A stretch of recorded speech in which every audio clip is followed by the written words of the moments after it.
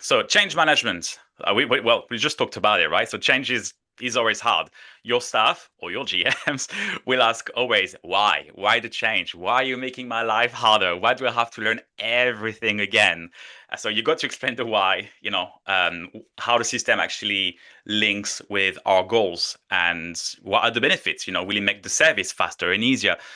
Is it bringing a better guest experience? Is it bringing a lot less admin for the managers?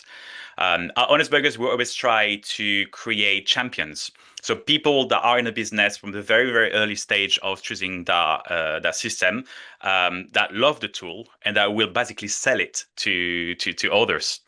Um, and the most important part, and probably the biggest learning that I've had over the last few years, is always pilot first and pilot for as long as you possibly can. If you can be in a position where you don't have a hard stop for the tech to be fully rolled out, it makes everything a lot easier.